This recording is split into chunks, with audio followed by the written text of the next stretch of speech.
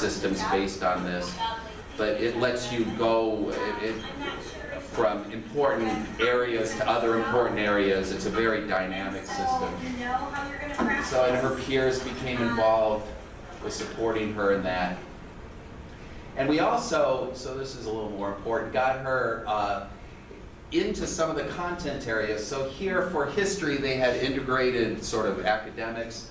So history class was also literacy class, and they were studying the Civil War, US Civil War, and they were reading a book called Nightjohn, and we got a simplified version of that for her with switches so she could control the computer.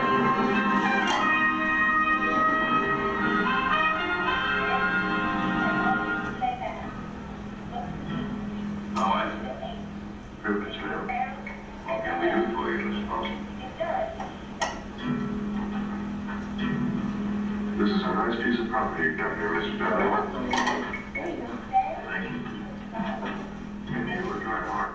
So she has access now to books on the computer, and it really captures her attention. I didn't mean to go forward there. There's another clip. I won't show it to you, but it has her at some point in the book deciding she had had enough, and she just closes the laptop. And, you know, wow, you know, that doesn't seem like such a big deal to us. Yeah, when we've had enough of whatever we're reading, we just close the book or turn off the Kindle or whatever, you know. And here she has an opportunity to access books at all, and then, you know, the power to say, well, I'm done with this for now. So there, you and I take that for granted. But what is it like to never have that? You know, how does that impact on you? So anyway, some ideas that are going on at libraries in various parts of the US anyway are probably nothing radical in your guys' minds. But this opens up opportunities, although I think we have to take Tessa's suggestions very much to heart, that maybe libraries don't always give the appearance, even the best we try, to some families as being a place that is truly welcoming to them.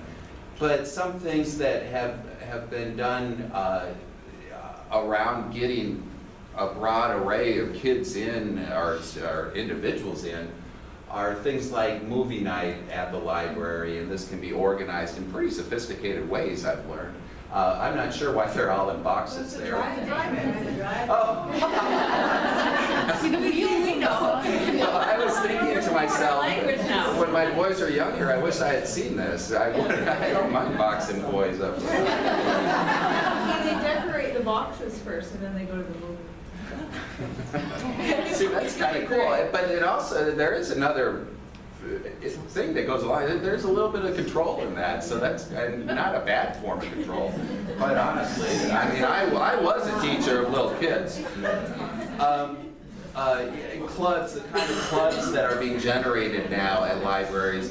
The point is so powerful, and I intended to make this, but that you see, as a researcher, but then as a teacher, I get kids, the same kids, every day, over and over and over again. And I build up ideas about them based on that level of knowing them. You guys don't have that luxury, really, you know, at least not mostly. And so this, how do we think deeply about this stuff, and, you know, to make the environment as responsive as you possibly can dream of up front is what you're, you know, in a lot of ways you have to rely on. So next year you need somebody very well versed in universal design for literacy. Perhaps it's you. No, Or for somebody learning. else's doctorate, not mine. Yeah. Yeah, exactly. So clubs, book clubs, and I know, you know, my 15-year-old is non-disabled. He would love that if the Cedar Falls Library would go in that direction. So I don't have the laptop in front of me. What did I throw up there? Is it Lego, I think? It's like Craft, yeah, craft. Art. Yeah. Oh, that's great. Yeah. Ebooks, and again, these aren't anything dramatic or radical to you. Large type books, audiobooks, and we bring, sometimes we'll get just in a 1 minute here to some stuff sort of focused on visual impairments or deafness or hearing struggles.